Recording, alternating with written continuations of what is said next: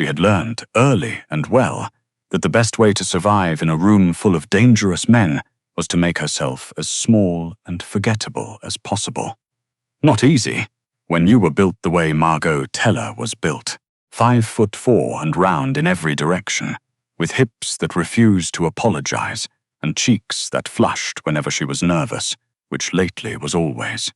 She wore the same 3 cardigans on rotation, grey, dusty blue, burgundy, and kept her auburn hair pinned back so tightly it gave her headaches.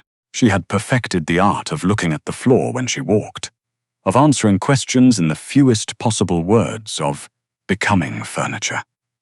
At Harlow Import and Export, furniture was safe. Furniture did not get asked uncomfortable questions. Furniture did not end up in the trunk of a car.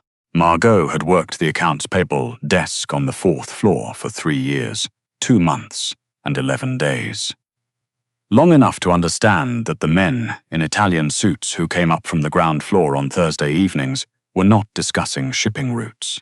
Long enough to recognize that the secondary ledger, the one marked auxiliary operations that her supervisor, a nervous little man named Greer, had told her specifically never to touch, was not, in any sense of the word, legitimate. She had not touched it. For 2 years and 9 months, she had not touched it. Then Greer had his cardiac event on a Tuesday, and someone had emailed her login credentials to the auxiliary server, and the only person available to reconcile the Thursday numbers was Margot Beatrice Teller, who had a gift for numbers, the way some people had a gift for languages. Effortlessly, instinctively, without ever quite meaning to, she touched it. She wished, deeply and immediately, that she had not. The man who ran Harlow Import and Export, who ran, more accurately, everything operating beneath its very clean and very legal surface, was named Crispin Hale. Not that anyone called him Crispin. To the men who worked for him, he was Mr. Hale. To his enemies, who were numerous and consistently unlucky, he was simply Hale, spoken with the particular care people reserved for things that could kill them. To the handful of people in this city who moved in the same shadow world he occupied, he was the Warden, a nickname he had never chosen and had never corrected, which said everything about the kind of man he was. Margot had seen him exactly 4 times in 3 years, once in the lobby, stepping out of an elevator, talking quietly into his phone, once from a window, crossing the parking structure below, with 4 men flanking him in practiced formation, once at the annual company holiday party, where he had stood at the edge of the room for 45 minutes, spoken to no one except his second-in-command, and left before the cake was cut. And once, just once, he had looked directly at her. She had been carrying a stack of invoices to the copy room. He had been rounding the corner from the executive hall. Their eyes had met for approximately 2 seconds. His were the color of deep water, grey-green and still and absolutely unreadable. She had looked away first, obviously. She had spent the rest of the day convinced she was about to be fired, for some reason she couldn't name, which was ridiculous, and she knew it was ridiculous. And she went home and stress-baked a loaf of sourdough and told herself to get a grip. She had gotten a grip. She had been fine for 6 months after that. Then she found the hole in the auxiliary ledger, and everything stopped being fine. It wasn't a small discrepancy. Small discrepancies were human error, a transposed digit, a missed decimal. What Margot found at 11:14 on a Wednesday night when she should have been home 3 hours ago was a structured, deliberate, elegant piece of financial fraud. Someone had been siphoning money from Hale's operations for 14 months. Not aggressively, not greedily, just steadily, carefully, in amounts calibrated precisely below the threshold that would trigger an automated flag. Whoever had built it knew the system.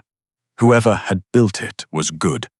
Margot sat very still in her ergonomic chair and looked at the numbers and felt cold all the way down to her feet. She should close the laptop. She should go home. She should develop a sudden and comprehensive amnesia about everything she had just seen. Instead, she opened a blank spreadsheet and started working backward. Because she was Margot Teller, and Margot Teller did not leave a puzzle half-finished. Even when the puzzle was actively dangerous, and even when a more sensible person would have run, she had the source traced to a single internal account, registered to a mid-level logistics coordinator named Dale Shepard. By 1:47 in the morning, she saved the file to an encrypted drive, locked it in her desk drawer, and went home. She told herself she would figure out what to do with it in the morning. She did not make it to morning. They came for her at 6:50 a.m., when she was still in the parking garage, still holding a travel mug of coffee that was too hot to drink. Two men, big, the kind of big that suggested specific professional training rather than a gym membership. One grabbed her arm before she could process what was happening. The other took the coffee from her hand with almost businesslike courtesy, and she had the absurd thought that at least he hadn't let it spill. "Miss Teller," the first one said. "Not a question. Come with us." "Where?" "Now." The coffee cup was set on the hood of a nearby car. Her bag was taken, her phone, which she had just enough time to see before it disappeared into his jacket pocket, was locked and dead to her. They put her in the back of a black SUV, and it drove for 20 minutes, and she spent those 20 minutes doing the only thing she could do, which was breathe slowly through her nose and think. Someone knew she'd been in the auxiliary system. Someone knew she'd found something. The question was whether that someone was the person who'd built the fraud, in which case she was in very serious trouble, or whether it was someone who worked for Hale, in which case she was in a different kind of serious trouble, but possibly survivable. The SUV stopped. She was not at Harlow Import and Export. She was at a building she didn't recognize, industrial, waterfront, the kind of place that appeared in approximately 0 legitimate business directories. They walked her inside. The room they put her in was not a nice room. Concrete floor, one overhead light with a flicker in it that was either atmospheric or a failing bulb. A metal chair that had been bolted to the floor in a way that suggested this was not the first time it had been used for this purpose. A man she didn't recognize was already there, broad through the chest, thick-necked, with the flat, patient eyes of someone who had done this many times and expected the same outcome each time. His name, she would later learn, was Marsh. "You were in the auxiliary system," he said. "My supervisor had a cardiac. For 6 hours." Margot folded her hands in her lap. They were shaking slightly. She pressed them flat against her thighs so he wouldn't see. "I was reconciling the Thursday numbers. I was assigned, you pulled records from 14 months ago." His voice was very flat, very patient. "You ran a trace on a restricted account. And then you saved an encrypted file to an external drive that you then took home." He tilted his head. "So let's try again. Who are you working for?" The bottom dropped out of her stomach. He thought she had built the fraud. He thought she was the source. "I'm not working for anyone," she said as clearly as she could manage. "I found the discrepancy. I traced it. I was trying to figure out who built it, not." He moved very quickly for someone his size. The first hit was open-palmed across her cheek. It snapped her head to the side and made her ears ring. The second caught her across the shoulders when she tried to stand, and she went down hard onto the concrete, and the overhead light swam sideways. And she thought, very clearly, "I should have closed the laptop." They asked her the same question 4 more times over the next hour. She gave them the same answer 4 more times. After the 3rd time, one of her ribs made a sound she didn't like. After the 4th time, she stopped being able to focus properly on their faces, and the room got very loud and then very quiet, and she was sitting in the chair again somehow, and her lip was split, and her eye was swelling shut, and she thought, distantly, that if she didn't get help soon, this was going to go somewhere she couldn't come back from. Someone's phone rang. Marsh answered it in the other room. She could hear his voice but not his words, and then she heard something she did not expect, which was his voice changing, flattening into a different register entirely. the register of a man speaking to someone who terrified him. He came back in. He looked at her for a long moment with an expression she couldn't read. "Don't move," he said, and walked back out. Crispin Hale had been in a meeting with 3 shipping directors and his head of finance when the call came through from Devereaux, one of his overnight surveillance team, who monitored the executive systems. Someone had been in the auxiliary server for 6 hours Wednesday night, pulling records, running traces, mapping an account trail that no authorized employee should have had any reason to map. Devereaux had flagged it immediately to Marsh, who had handled it the way Marsh handled everything, efficiently, directly, without asking questions. Hale had learned about it from his head of finances, who mentioned it in passing as evidence that the situation was under control. "Who is it?" Hale asked. "Accounts payable. 4th floor girl, apparently. Teller." Hale went very still. He knew that name. He knew it the way he knew certain entries in his operational ledger, not because he had specifically sought it out, but because it had appeared consistently enough that his mind had filed it without his permission. Margot Teller. 3 years on the accounts payable desk. Clean record, excellent performance reviews that no one in executive had ever bothered to read. Because she was accounts payable. No personal complications. No connections to any competing operation. He had seen her once in the hallway, carrying a stack of invoices, and she had looked up at him for exactly 2 seconds with dark brown eyes that were considerably sharper than someone in her position should have needed them to be. He had not forgotten that. "Where is she now?" he asked. "Marsh has her at the waterfront." Something moved across Hale's chest, not a feeling he could name immediately, more like a very precise alarm going off in the back of his mind. "How long?" "Since about 7 this morning." It was now 8:45. Hale set down his pen. "Get me a car," he said. She heard him before she saw him. Not his voice. She didn't know his voice well enough to recognize it. She heard the change in the building.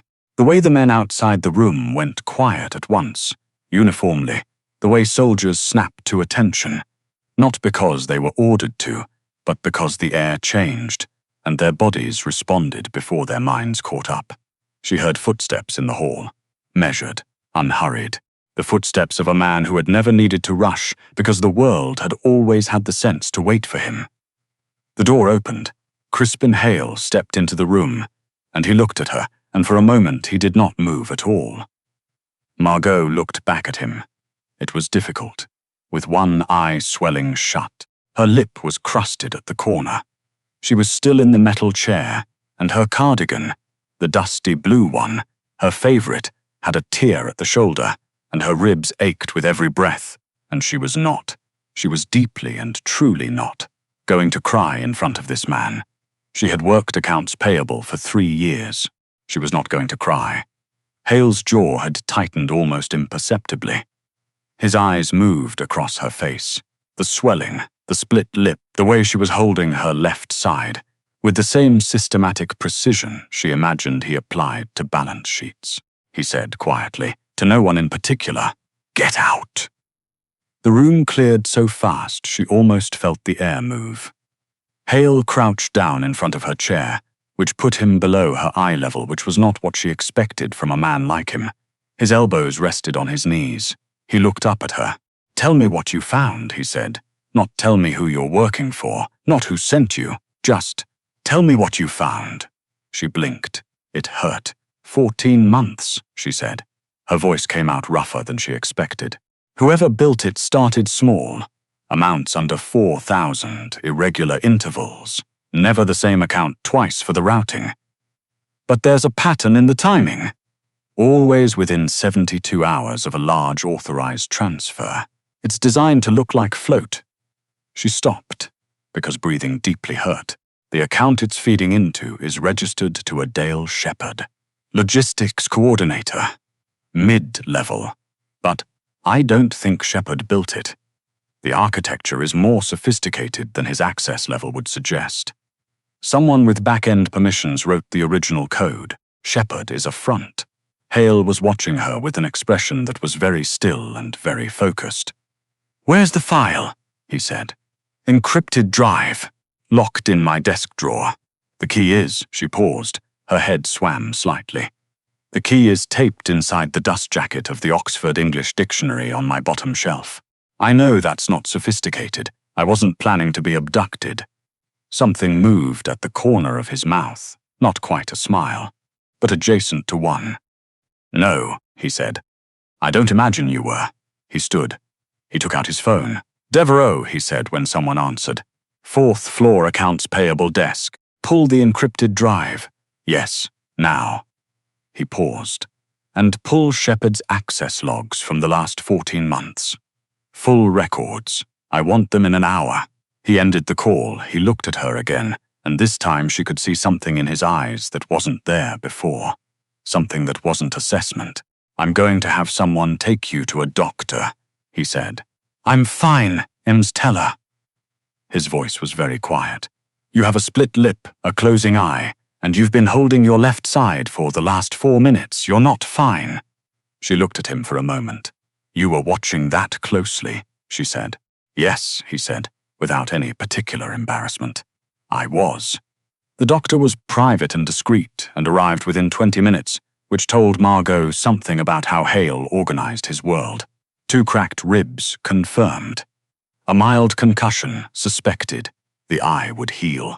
The lip would scar faintly at the corner. Small enough that most people would never see it. She was given medication that made everything feel slightly gauze-wrapped and distant. And she was put in a room that was not the concrete room. A room with an actual couch and a window. And she slept for a while, and when she woke up, it was dark outside. Hale was there. He was not looking at her. He was sitting in a chair near the door, jacket off, sleeves rolled to the elbow, reviewing something on a tablet. A cup of tea sat on the side table near her head, still faintly steaming. She looked at the tea. She looked at him. "Shepard," she said. He didn't seem surprised that that was the first thing she said. "Arrested 20 minutes ago," he said, "and the man who gave him access." A pause. His name was Renner, Deputy Head of Systems. He and Shepard have been running the siphon together. Shepard did the legwork. Renner provided the back-end clearance and made sure the flags never triggered. "Past tense," Margot said. "Renner is no longer a concern." She decided not to ask about the specifics of that. "The file," she said, "confirmed everything you said. 14 months, precise to the pattern you identified." He looked at her then. "You got further in 6 hours than my own financial team did in a year of routine audits." "Your financial team wasn't looking for it," she said. "That's different from not being able to find it. That's a generous interpretation. It's an accurate one. Renner was good. He built it to be invisible to people who weren't specifically looking for a discrepancy. I only found it because I came in fresh, without assumptions." Hale set down the tablet. "You've been working accounts payable for 3 years," he said, and there was something underneath it that she couldn't quite identify. "Yes. Do you know what I pay my head of financial intelligence? I'd rather not. More than I pay an accounts payable analyst." She looked at him steadily. "Is this the part where you offer me a job?" "No," he said. "This is the part where I ask why you didn't run." Margot considered that. "Run when?" she said. "When they grabbed me in the parking garage. Or when I found the file in the first place. Either." She looked at the ceiling. The gauze-wrapped quality of the medication was wearing off, and her ribs were reminding her of their existence. "When I found the file, I didn't run because I wanted to know the answer. Once I had the answer, I was going to figure out what to do with it. And in the parking garage." She paused. It happened fast. By the time I understood what was happening, there wasn't anywhere to run. "Most people panic," he said. "I did panic. I just did it internally, where it wasn't going to make anything worse." This time it was a real expression that crossed his face. Not quite a smile still, but close enough that she could see the shape of it, and she thought, fuzzily and inappropriately, that it changed him. made him look like someone who had been, a long time ago, a different kind of person. "You weren't afraid of me," he said. "When I walked in, I was terrified of you," Margot said honestly. "I was also in significant pain, and you were the first person who'd asked me a coherent question, so I focused on that. Practical, chronically." He was quiet for a moment. "The man who hit you," he said very evenly. "Marsh. I don't need you to. He's been removed from my organization," Hale said, "and he will not be working in this industry again." The evenness of his voice was more alarming than anger would have been. He acted on incomplete information. And he used violence on an innocent person. That is not something I tolerate. Margot thought about the concrete floor, the ringing in her ears, the particular sound her rib had made. "Thank you," she said quietly. "Don't thank me." He should have verified before he acted. "This should never have happened." "No," she agreed. "But it did, and you're handling it. So."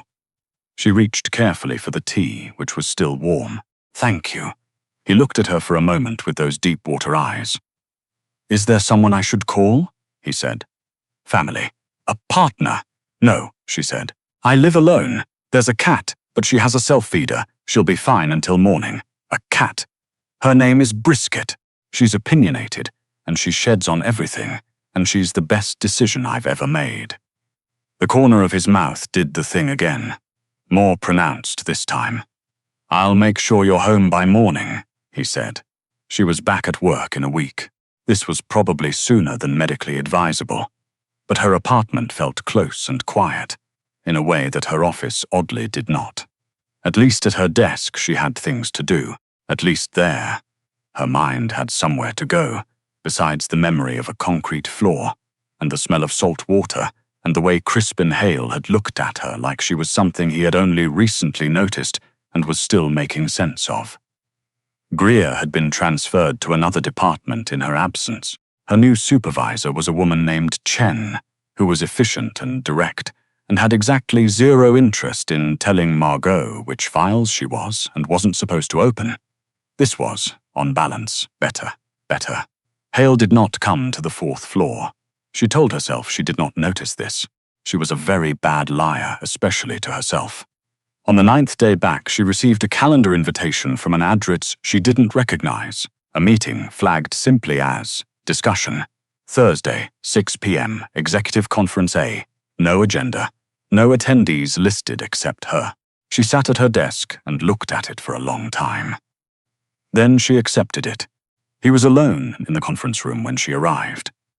The executive floor was quiet at 6 p.m., the kind of quiet that suggested everyone had left not entirely of their own volition. Through the floor-to-ceiling windows, the city was going gold and purple in the late afternoon, the skyline catching the last of the sun.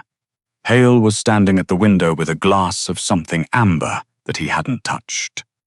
"Mrs. Teller," he said, without turning around. "Mr. Hale." He turned. He looked at her in that systematic way she was beginning to recognize. Not an assessment of threat or utility, but something more careful than either of those things. Something more private.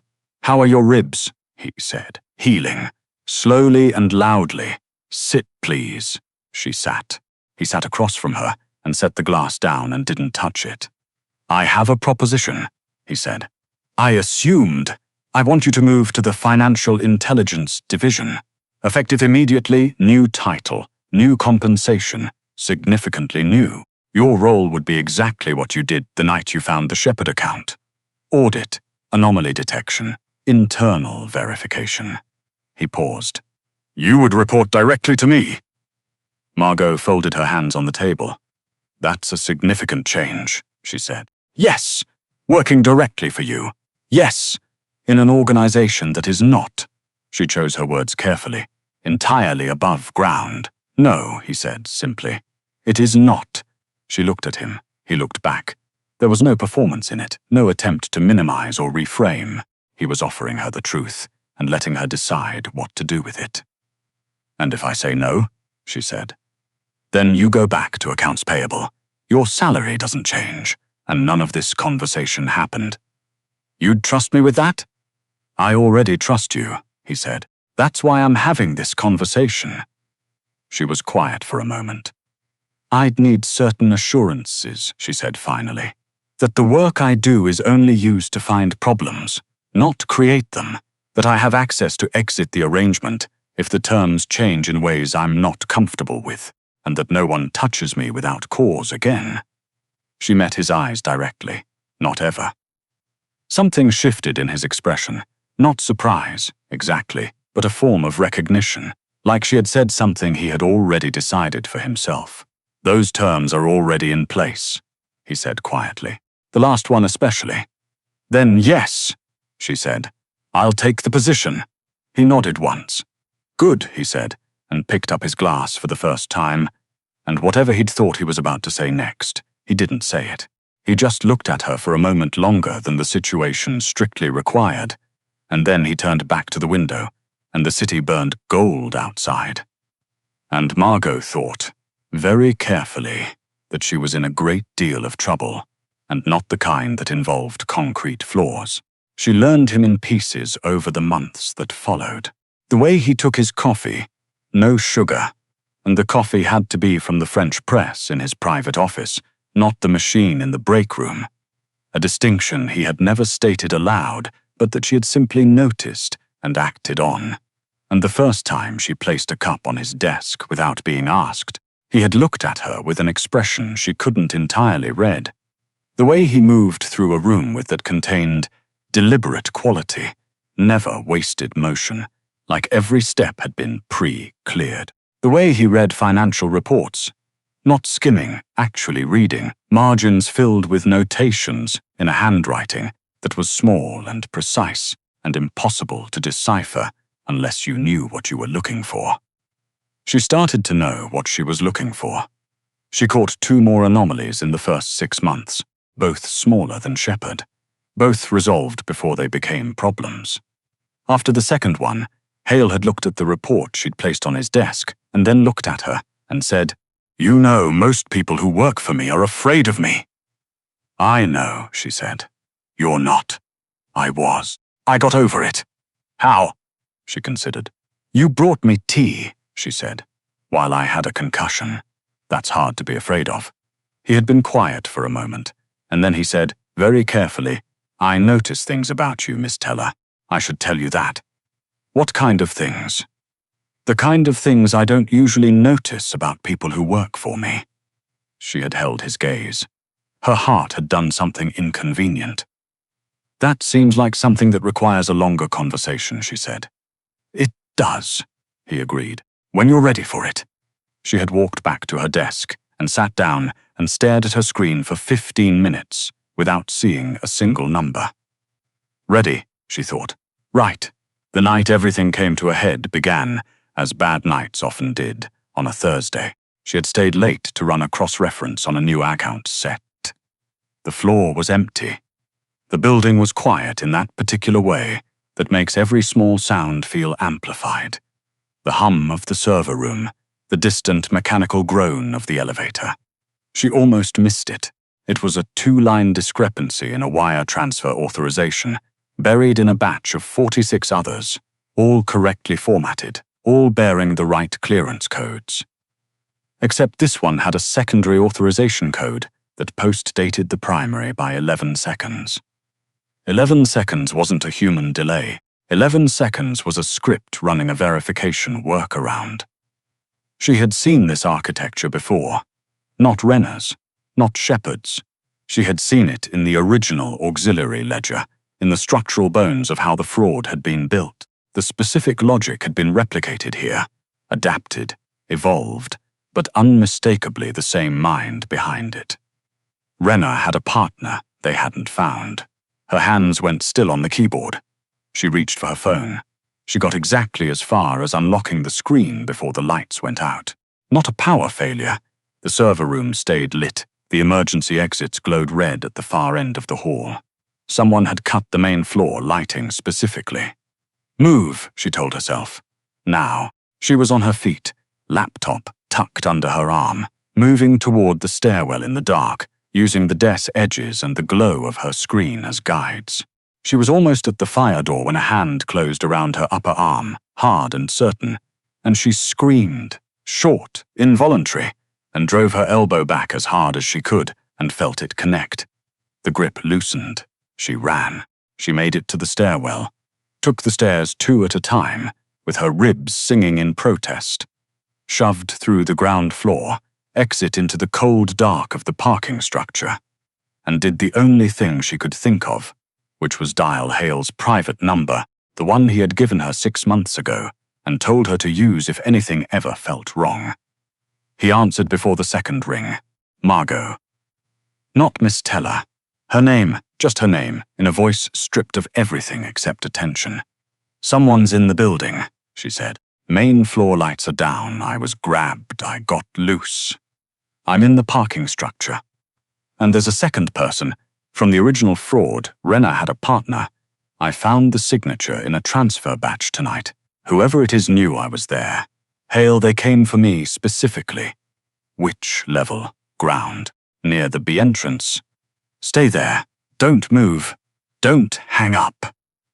She stood with her back against a concrete pillar and her laptop held against her chest and listened to him issue instructions through the phone in a voice so flat and precise it sounded almost mechanical. She could hear him moving, could hear a car door, could hear the engine. Talk to me, he said.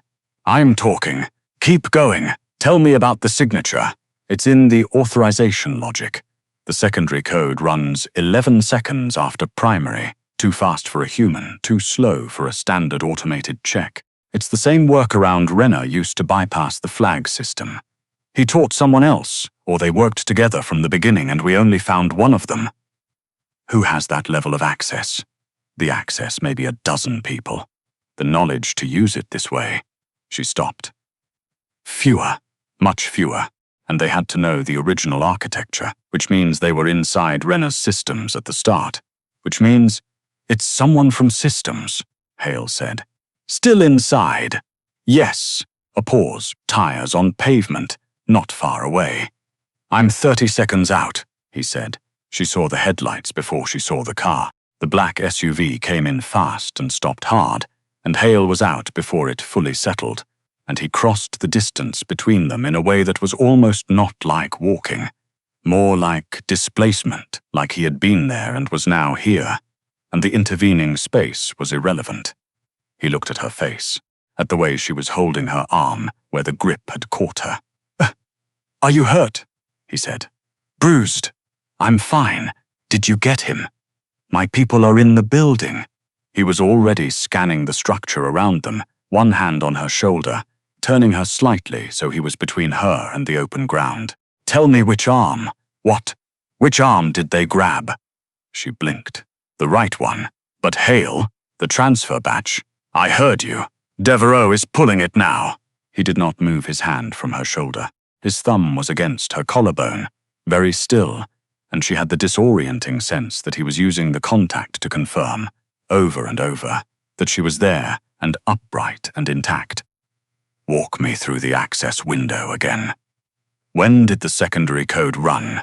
She walked him through it, all of it, the full chain, the timing logic, the way the architecture mapped back to Renner's original work. His eyes never left her face while she talked, and she understood, distantly, that he was doing two things simultaneously, processing the intelligence and watching her, cataloguing every detail of the moment, the way she was standing, what she was holding, whether she was telling him everything. It's Calloway, he said when she finished. Ian Calloway, Deputy Systems, 2 levels below Renner. They were at the same previous firm. You already knew, I suspected. You confirmed it. His phone buzzed. He answered, listened for 12 seconds, said 2 words, and ended the call. Calloway is in custody, he said. Margot let out a breath that had been compressing her chest for the last 20 minutes. Okay, she said. Okay. He was still looking at her. You ran, he said. You told me to call if something felt wrong. I called. You also ran. From 2 flights up, in the dark, with cracked ribs still healing. And you had the presence of mind to identify the signature coding architecture while you were hiding behind a parking structure pillar. A pause. While being actively hunted, I wasn't going to stop thinking just because someone was trying to grab me. No, he said. I know you weren't. His voice had dropped.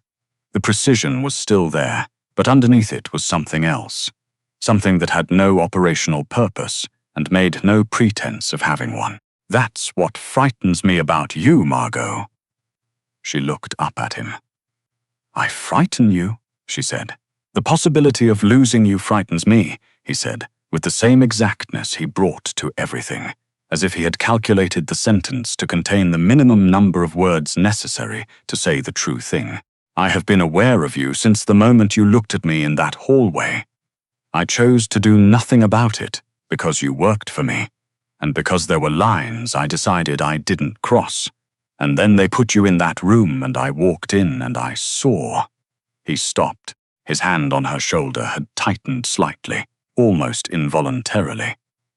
I need you to understand, he said, that the way I feel about you is not something I developed recently. Margot's heart was doing the inconvenient thing again, but louder this time, in her ears and her throat and the tips of her fingers. You brought me tea, she said, while I had a concussion. Yes, you took Marsh out of your organization in less than an hour. Yes, you answered my call before the second ring. Margot, I'm not saying no, she said. I'm building a case. Something finally broke through the stillness of his face. Not the almost smile she'd seen before. Something fuller than that. Something that looked like relief and recognition together, and it changed him so entirely that she had the brief and vertiginous sense of seeing the man behind the warden for the very first time. Build your case, then, he said quietly. I think, she said, that you are a man who has been paying attention for a long time without allowing yourself to act on it. And I think you are also, underneath all of this. She gestured vaguely at the parking structure, the building, the implicit everything that surrounded them. The kind of person who brings tea to someone who's hurt, and I have spent 3 years learning to make myself invisible. But I don't think I was actually invisible to you. No, he said, never. Then we've wasted a lot of time. Yes, he said, we have. She looked at him for a moment, the city quiet around them, the concrete pillar cold at her back, her laptop still held to her chest like armor she no longer needed. And then she stepped forward and let him pull her in, and the parking structure, the building, the whole long weight of the past year fell back into the dark and stayed there. 3 weeks later, on a Thursday evening that felt like the opposite of every Thursday she'd worked through before, Crispin Hale walked into the annual benefit gala for the Children's Harbour Foundation with Margot Teller at his side. She was wearing burgundy, a dress with a fitted waist and a skirt that moved when she walked, and her hair down around her shoulders for the first time in longer than she could remember, and she had borrowed Darcy Chen's jade earrings because they caught the light in a way she liked. She was not invisible. Hale had his hand at the small of her back, and he moved through the room the way he always moved. Certain, deliberate, with the contained authority of a man who had long ago stopped needing to announce himself. Except tonight, every few steps, he would lean slightly toward her and say something quiet. Who that person was, what conversation to avoid, what table had the better view of the door, and she would answer him just as quietly, and the ease of it, the naturalness of it, surprised her every single time. People noticed. People always noticed Crispin Hale. What was different was what they were noticing tonight. Not just him, but the direction his attention moved. The way he tracked her across the room, even when he was speaking to someone else. The deliberateness with which he brought her into every conversation, instead of leaving her at the edge of the circle. She had learned to stand in rooms full of dangerous men by making herself small. She found, on this particular Thursday, that she no longer wanted to. Later, at the far edge of the terrace with the city spread below them, and a glass of wine she'd barely touched in her hand, he said, "You're not hiding." "No," she said. How does that feel? She thought about it. The concrete room, the cardigan with the torn shoulder, the 3 years of looking at floors and answering in as few words as possible, of being furniture in a building full of people who had never once wondered what she was thinking. She looked at him. He was watching her with those deep water eyes, steady and unhurried, in the way she'd come to understand was simply how he looked at her. Like she was the fixed point in the room. It feels, she said, like I've been holding my breath for a very long time. He reached out and took the wineglass from her hand and set it on the railing. Then breathe, he said, and she did.